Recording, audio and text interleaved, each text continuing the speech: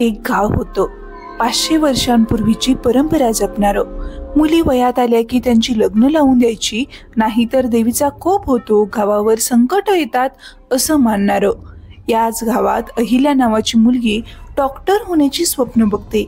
शिक्षण घेण्यासाठी आणि लग्न टाळण्यासाठी मला पाळीच आली नाही असं सांगते. या सगळ्यात ती तिच्या आईला लक्ष्मीला सामील करून घेते. मग या लढ्यात कधी तिच्या सावित्रीबाई फुलेंची झलक दिसते, तर कधी ती रणरागिणी वाटते. थांबा, आता ही गोष्ट कुठली आणि थोडंफार ऐकल्यासारखं पाहिल्यासारखं का वाटतंय असा प्रश्न पडला असेल ना. सांगते. निपुण धर्माधिकारी दिग्दर्शित बाई तुझ्या पायी ही वेब सिरीज प्रेक्षकांच्या भेटीला आली आहे. ही गोष्ट आहे जंगलात वसलेल्या वेसाईच्या वडगावची.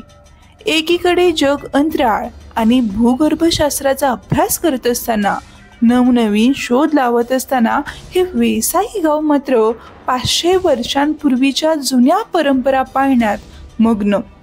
मग पुढे होतं काय? तर त्यासाठी तुम्ही झी5 वरची ही 7 भागांची वेब सिरीज पाहू शकता.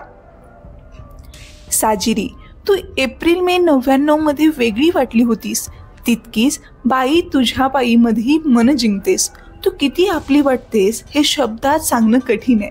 क्षिती, फर्स्ट क्लास दाभाडेमधील जितकी फटकळ तायडी आवडली, तितकीच या सिरीज मधली तुझी धाडसी, तितकीच प्रेमळ आणि खंबीर आईची ही भूमिका मनापासून आवडली. शिवराज वायचळ, तू अशा एखाद्या भूमिकेत दिसशील ज्याचा प्रचंड राग येईल असं वाटलं नव्हतं. अहिल्याचे बाबा सिद्धेशजी, तुम्ही संपूर्ण सिरीज मध्ये बाप माणूस वाटता. मुलीवर प्रचंड प्रेम असणारे पण गावच्या परंपरांपुढे झुकणाऱ्या आबांची होत असलेली घुसमट दिसते. आणि हो, चित्रपटातील संपूर्ण टीमच भारी आहे हे वेळोवेळी जाणवतं. बाई तुझ्या पायीची साधी सुटसुटीत कथा, जी मनाला भिडते, हसायला लावते, रडवते, चीड आणते आणि मन जिंकते. कथा जितकी मनाला भावते तितकीच ती सुंदररित्या दाखवली आहे. आजही अनेक गावात अशीच एखादी अहिल्या लढत असेल, किंवा शहरात स्वप्न पूर्ण करण्यासाठी आलेली एखादी अहिल्या अशीच लढाई लढत असेल. You never know. तुम्ही अलीकडे असा एखादा चित्रपट पाहिलाय का ज्याची गोष्ट मनात घर करून गेलीये? मला कमेंट्समध्ये नक्की सांगा.